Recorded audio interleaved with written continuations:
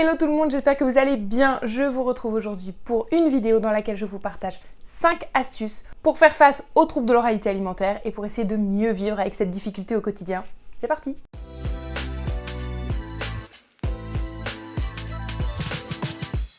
Astuce numéro 1, il faut goûter plusieurs fois. Alors vous allez me dire, c'est déjà très difficile de faire goûter une fois à mon enfant, alors plusieurs fois ça me paraît compliqué et je comprends. Qu'il s'agisse d'un enfant qui présente un trouble de l'oralité alimentaire ou non, expliquez-lui que le cerveau a besoin de plusieurs essais pour savoir s'il aime ou non. Trouble ou pas, lorsque vous allez goûter quelque chose de nouveau que vous ne connaissez pas du tout, imaginons dans un autre pays où vous ne connaissez rien, le cerveau va se dire c'est nouveau. Et le cerveau n'aime pas du tout la nouveauté. Donc de base, il va se dire c'est nouveau, ça me plaît pas. Mais expliquez à votre enfant qu'il faut qu'il comprenne que c'est pas parce que son cerveau lui dit c'est nouveau, on panique, qu'il n'aime pas. En fait, on a besoin de plusieurs essais pour que le cerveau se dise ok, je connais. Et à ce moment-là, on peut décider si on aime ou pas. Alors, le nombre de fois où il faut goûter varie selon les études, les sources, etc. Mais en tout cas, ce qui est sûr, c'est que goûter une fois et être surpris ne suffit pas à dire je n'aime pas. Donc n'hésitez pas à organiser ça sous forme de jeu, à mettre en place des petits visuels, peu importe, à encourager votre enfant à goûter plusieurs fois pour savoir s'il aime ou non. Astuce numéro 2, vous allez me dire c'est bien gentil, mais il est même pas capable de s'approcher d'une tomate, je vois pas comment il pourrait goûter. Et vous avez raison. On ne va pas demander à un enfant, et d'ailleurs ça compte aussi pour ceux qui n'ont pas de trouble, on ne va pas leur demander de goûter d'un coup quelque chose de nouveau qu'ils connaissent pas, voire qui les effraie un petit peu.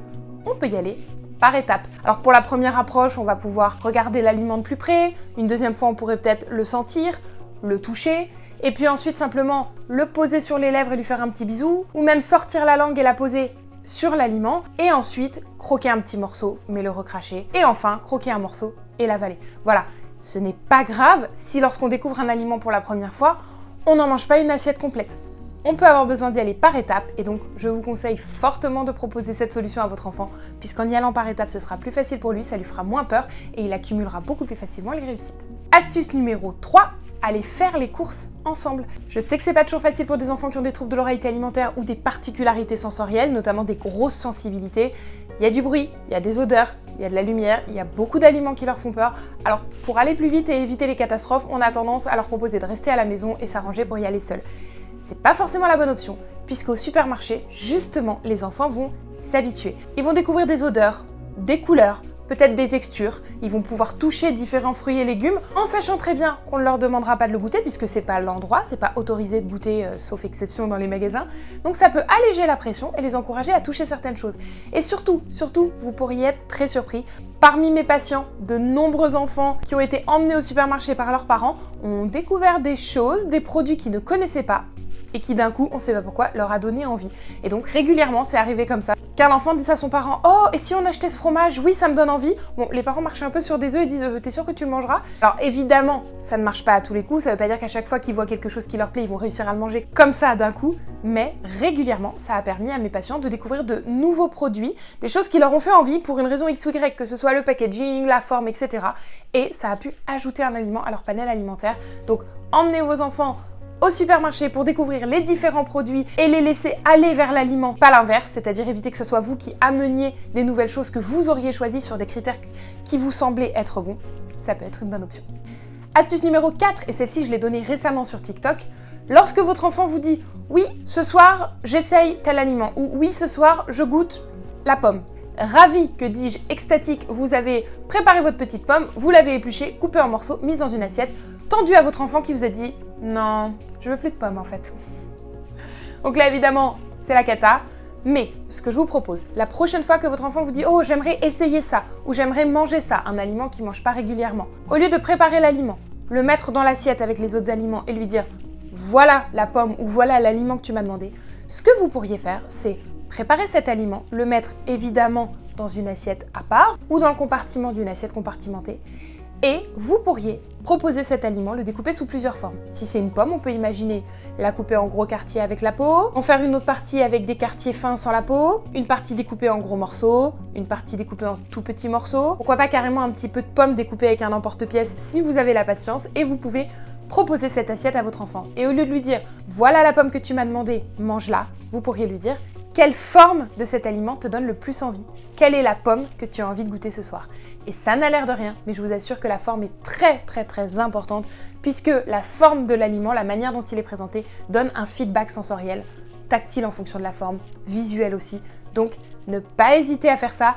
Ça peut avoir l'air ridicule et vous allez me dire « Oui, enfin t'es gentil, mais s'il mange pas de pomme, il mange pas de pomme. En fait, je peux le découper en forme de ce que je veux, ça marchera pas. » Eh bien, vous seriez surpris. Là aussi, évidemment, ça ne marche pas à tous les coups. Ce que je vous propose là, c'est pas des formules magiques, mais des astuces. À vous de tester et de voir si ça marche pour votre enfant. Et enfin, 5e et dernière astuce, alléger la pression.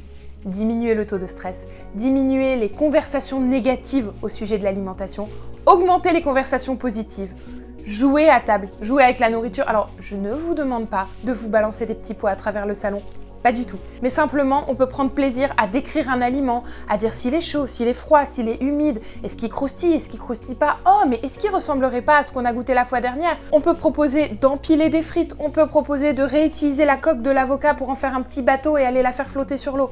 Peu importe. En tout cas, ajoutez du ludique dans l'alimentation et surtout, alléger la pression. Il a été largement prouvé que le cortisol, hormone du stress, diminue l'appétit. Plus votre enfant sera stressé, plus il passera un mauvais moment à table et moins il sera capable de manger et moins les quantités qu'il absorbe seront grandes. Donc n'hésitez pas à faire du repas un bon moment. Je vous assure que même si ça peut être difficile parce que vous êtes vous-même stressé, le résultat n'en sera que meilleur et vous aurez plutôt des bonnes surprises. Donc je sais que c'est pas le plus facile à mettre en place, très facile de dire de lâcher prise et en fait c'est ce qui est le plus dur à faire. Mais si vous arrivez petit à petit à instaurer des petites choses, vous n'êtes pas obligé de faire du repas le meilleur moment de votre life du jour au lendemain. Non, ça c'est des discours qu'on voit sur les réseaux et que c'est merveilleux et que oh, les mamans parfaites s'en sortent très bien. Et toutes les mamans sont parfaites, toutes les mamans s'en sortent très bien. Mais le côté magique et moi je suis ultra détendue, non, arrêtons avec ça.